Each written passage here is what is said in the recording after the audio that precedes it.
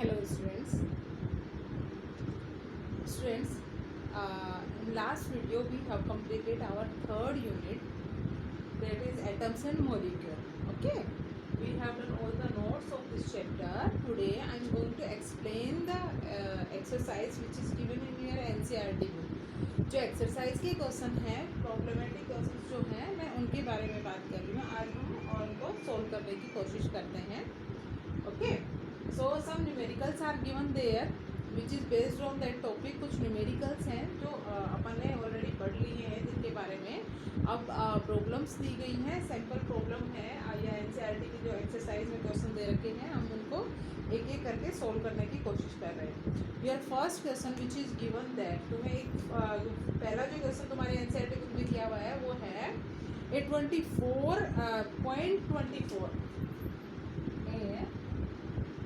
0.24 gram of compound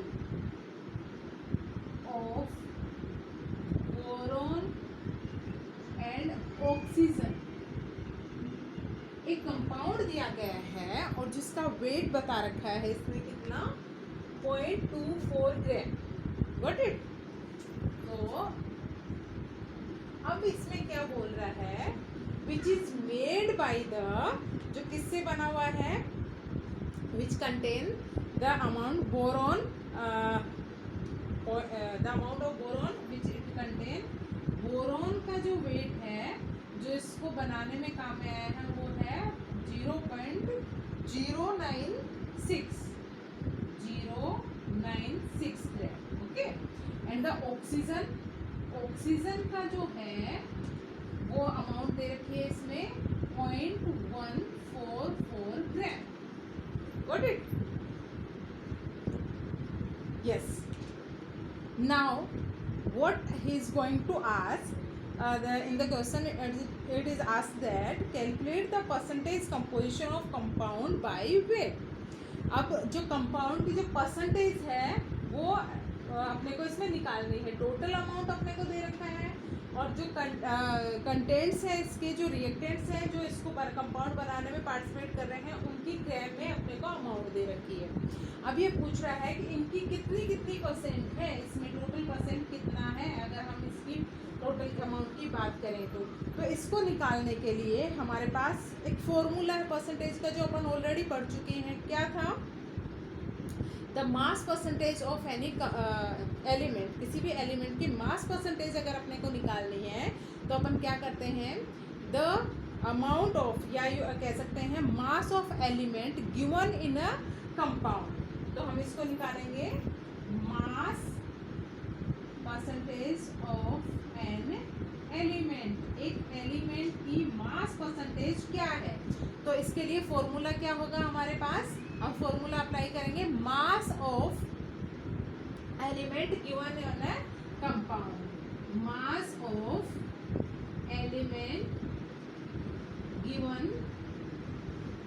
in a compound. Okay, जो मास दे रखा है ग्राम में, उसको अपन क्या करेंगे, divided by total mass of compound of element. जो एलिमेंट है उसका जो कंपाउंड है, ऑफ एन एलिमेंट।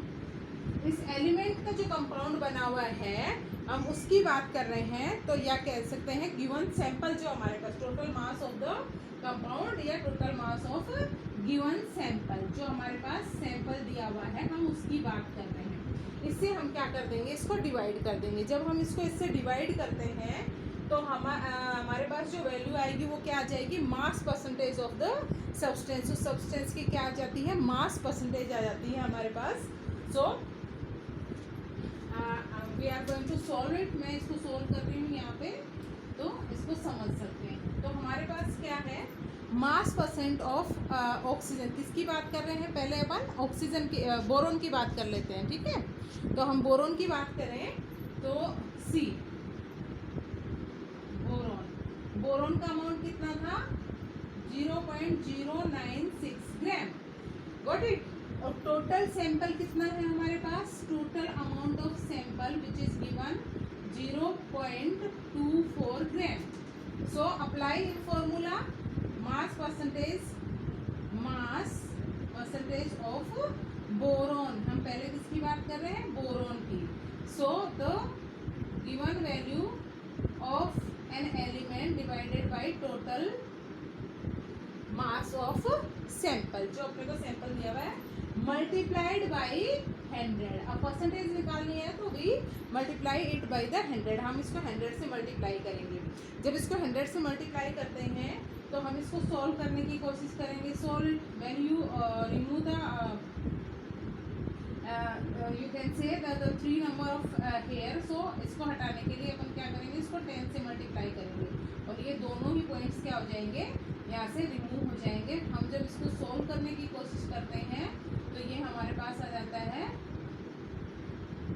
2 5 जा 10 एंड 12 2 जा 24 एंड 12 8 जा 96 means we get the 40% of boron. इसके अंदर जो गिवन सैंपल है हमारे पास, इसमें 40% तो किसका है, बोरोन का, है ना।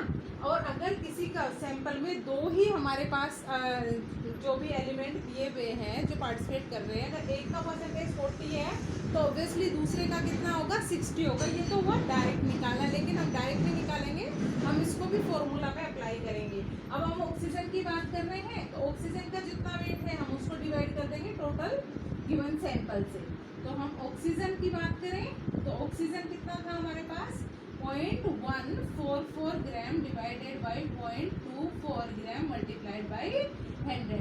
When we are going to solve it, जब तुम इसको सॉल्व करोगे easily we can get the answer 10, remove the decimal here and when we get 5 12 12 144 and now 60%। Okay, तो टोटल 100% कितना, जो हमारे पास गिवन था। तो ये हमारे पास इसकी क्या आ गई, मास परसेंटेज आ गई। हमारे पास बोरोन और ऑक्सीजन का जो कंपाउंड बना है उसमें बोरोन का परसेंटेज कितना है, 40, और ऑक्सीजन का कितना है, 60% है उसके अंदर। तो ये दोनों का हमारा 40 और 60, ये हमारे पास इनकी मास परसेंटेज आ जाती है। इस रेशो में ये दोनों कंबाइंड होके क्या बना रहे हैं, कंपाउंड का फॉर्मेशन कर रहे हैं। Got it. Now see the next problem.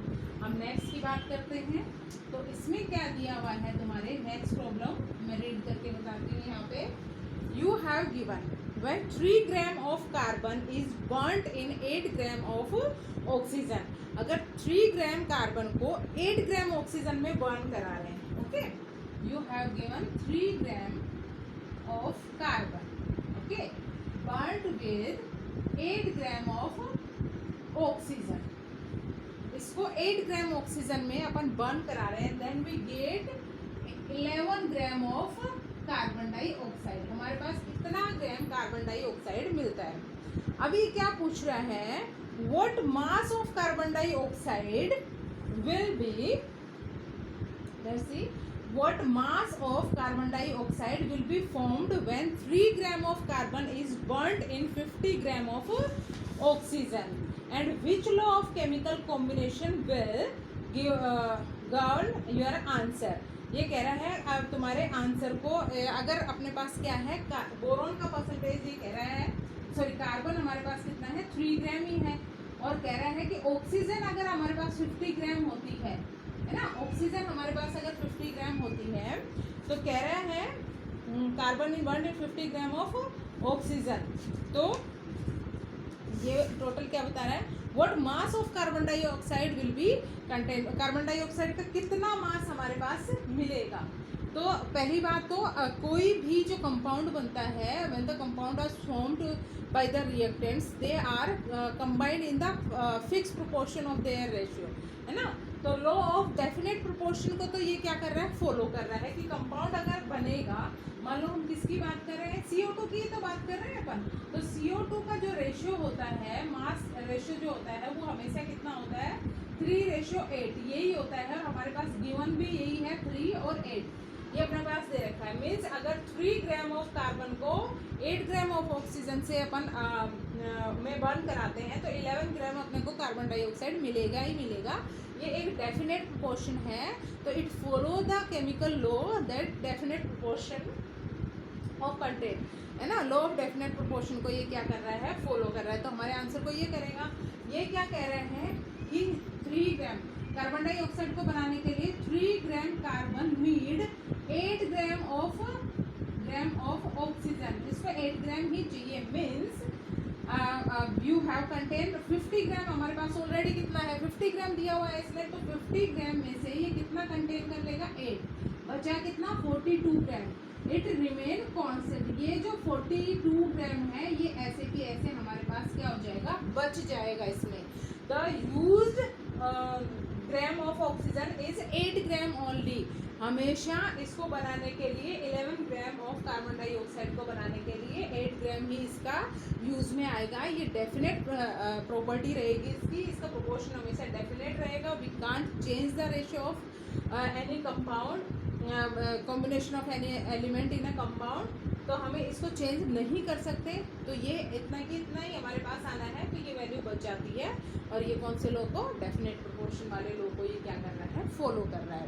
तो इसमें 42 ग्राम है वो उसके अंदर रिमेनिंग रह जाएगा, जो अनरिएक्टेंट है, जो जिसने पार्टिसिपेट किया ही नहीं रिएक्शन में, वो बचा रह जाएगा। रिएक्शन में जो पार्टिसिपेट कर रहा है उसका अमाउंट कितना है, ओनली 8 ग्राम ऑफ ऑक्सीजन। तो 42 इसमें रिमेन रहेगा, वो बचा हुआ रह जाता है हमारे पास। वो रिएक्शन में हमें ऐसे कैसे बाद में मिल जाता है, क्योंकि कोई भी रिएक्शन होती है तो उसमें रिएक्टेंट और प्रोडक्ट में जो अमाउंट है वो वैसे की वैसे रिटेन रहती है, वो कभी भी कम या ज़्यादा नहीं हो सकती। Got it? Now the next question that is given, what are polyatomic ions. Polyatomic ions क्या होते हैं और उनके example, give their example also. उनके एग्जाम्पल्स के बारे में भी पूछा गया है, ठीक है। तो पॉलीएटॉमिक आयंस का मतलब होता है a group of ions, okay, a group of atoms which contain the ions. एक एटम्स का क्या होता है, ग्रुप होता है जिसमें बहुत सारे क्या होंगे, आयंस होते हैं, या अपन कह सकते हैं बहुत सारे एटम मिलके एक आयन का फॉर्मेशन कर लेते हैं, या चार्ज पार्टिकल का फॉर्मेशन कर लेते हैं, तो उसको अपन क्या बोलते हैं, पॉलीएटॉमिक आयन कहते हैं। तो एक group of atom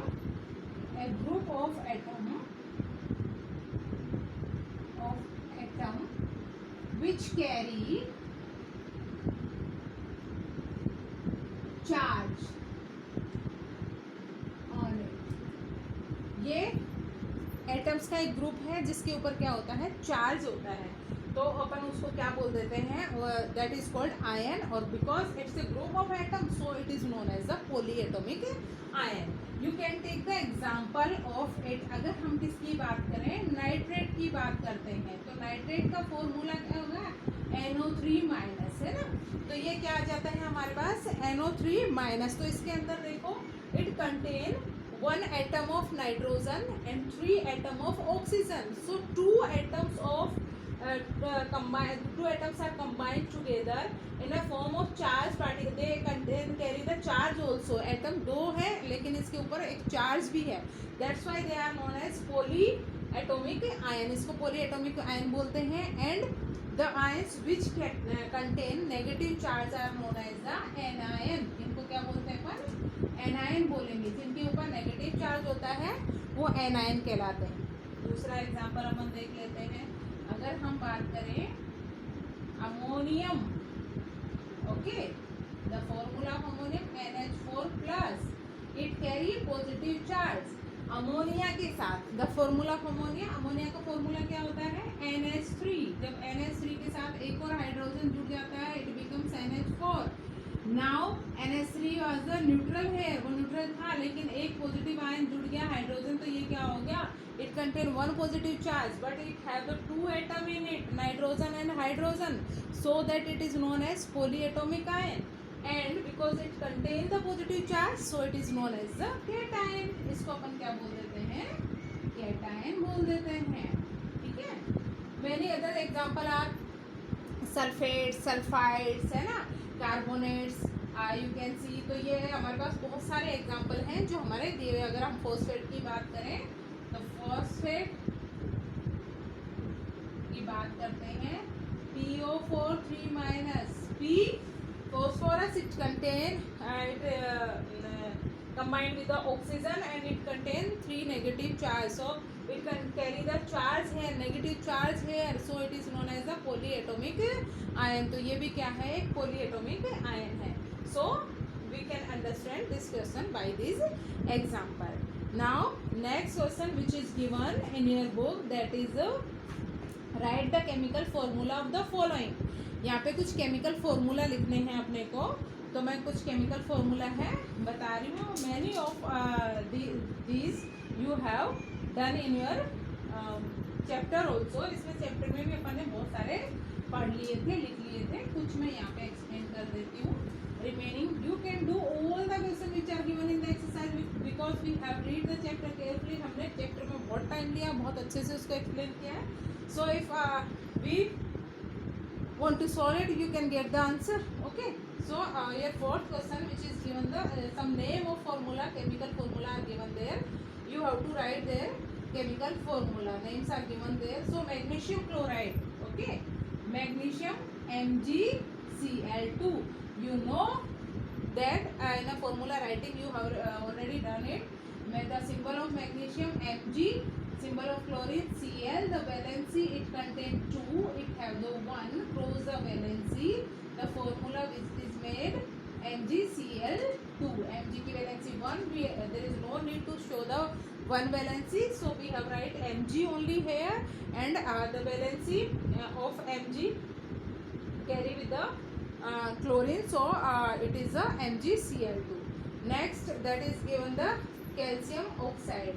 The symbol of calcium Ca and symbol of oxygen O. The valency of 2 so cancel the valency. CaO is the chemical formula of calcium oxide. Another is copper nitrate. तीसरा क्या है इसमें, copper और nitrate हमने अभी अभी देखा था. NO3 माइनस, इसका माइनस है, और कॉपर की वैलेंसी क्या होती है, +2, इसकी -1, क्रॉस द वैलेंसी Cu, और क्योंकि 1 लगानी नहीं है और नाइट्रेट की वैलेंसी कितनी आ जाएगी 2, तो ये बन जाएगा कॉपर का नाइट्रेट. ठीक है, ये सब हम कर चुके हैं already. If you have learn the polyatomic and monoatomic diatomic ions, you can do the you can write the chemical formula. Another, aluminium chloride and calcium carbonate. Aluminium chloride, aluminium, symbol of aluminium Al, valency of aluminium +3, chlorine valency -1, cross the valency Al, no need to write the 1 valency here, so you can put the valency with chlorine, that is Cl3. So formula aluminium chloride AlCl3. Another which is given calcium carbonate. So the symbol of calcium is Ca, symbol of carbonate CO3, and the carbonate contains the valency -2. Okay, so and it have the valency +2 and -2, cross the valency CaCO3. This is the formula of calcium carbonate. Got it? So this is about the question number 4. Now in the fifth question you have given the give the name of element present in the following compound. कुछ compounds के name दिए हैं, उनमें कौन कौन से element हैं, by which elements they are made. First you have given the quicklime. Okay, what is the quicklime? Do you know? Quicklime, we have done it many times. Quicklime is a CaO. And what is slakelime? Slakelime is calcium का hydroxide. इसमें lime का मतलब lemon नहीं है, ये calcium का oxide है. सो if we talk about the element, it contain calcium and oxygen. If we talk about the slakelime, it contain calcium, oxygen and hydrogen. Okay, another which is asked in the book, hydrogen bromide. So hydrogen bromide means it contain hydrogen and bromide together. Bromide, a formula of bromine HBr. So it made HBr. It contain 1 hydrogen and bromine. So the names are already given there. When you name the and you read the formula, you can get the answer of element, answer वही है जो formula हम बोल रहे हैं, जिसमें जो जो एलिमेंट को ही बोल रहे हैं अपन, तो वही एलिमेंट उसके अंदर है, तो we can write the name of element in the formula. Baking powder, yes, it is given the name only, not given the chemical name of the substance, so you have to write the element. Baking powder. Baking powder में क्या क्या होता है, तो baking powder किसको बोलते हैं हम, सोडियम हाइड्रोजन कार्बोनेट NaHCO3. इसमें लिटिल बिट अमाउंट क्या होती है, टार्ट्रिक एसिड की होती है, एडिबल एसिड की होती है. तो इसमें मेन जो कंटेंट्स हैं वो क्या है, सोडियम, हाइड्रोजन, कार्बन, ऑक्सीजन, ये सारे क्या है इसके अंदर एलिमेंट है. तो फॉर्मूला अपने को याद करना पड़ेगा, तो हम कर पाते हैं इसको. नेक्स्ट इसमें पूछा है पोटेशियम सल्फेट, तो पोटेशियम के 2SO4, इसकी वैलेंसी 2 है, तो ये, तो इसमें पोटेशियम, सल्फर, ऑक्सीजन, ये इसमें एलिमेंट्स हो गए, ये इसके कंटेंट्स हो गए कंपाउंड के. So we have done this also. Another you have given calculate the molecular mass of the following. इनके मोलिकुलर मास निकालने हैं, इसके लिए फर्स्ट तुम्हें दे रखा है C2H2, ये एथीन का फॉर्मूला होता है. You will why it is known as ethene, you can study in 10th class. Now firstly we know what it contain. Carbon का एटॉमिक मास कितना होता है, 12 होता है. Hydrogen mass 1. 2 number of carbon है, 2 multiplied by 12, what we get 24. 1 of mass of hydrogen and 2 atom of hydrogen here, so mass is 2. 24 plus 2 26. then ये इसका क्या आ जाता है, मोलिकुलर मास आ जाता है. एटॉमिक मास जो होते हैं जितने नंबर में हैं उनको हम क्या कर देते हैं, ऐड कर देते हैं, सम कर देते हैं, तो हमारे पास उसका क्या निकल जाता है, मोलिकुलर मास निकल जाता है. सारे बहुत ईजी हैं. एक और example, you have given the hint of mass of the atoms. Air is given the sulphur, यहाँ पे सल्फर दिया हुआ है. सल्फर का जो एटॉमिक मास होता है वो कितना होता है, 32 होता है. और सल्फर का जो मॉलिक्यूल होता है वो किस फॉर्म में होता है, S8 में होता है. तो सल्फर का कितना होता है, 1 एटम का इतना, तो 8 अगर आपस में जुड़ के मॉलिक्यूल बनाते हैं, मल्टीप्लाइड बाई दिस 8 2 जा 16, 1 8 3 जा 24 25 2 56 ग्राम, ये इसका मॉलिक्यूलर मास आ जाएगा. ठीक है, so that you can calculate the mass of the given substance. Got it? Now after that what is the mass of 1 mole of nitrogen gas? अब 6 question we have done today. In next video we will do the another question which are given in your exercise. I hope you all understand the answer. I will provide the solution of this to write in your notebook. Okay, so thank you for the day.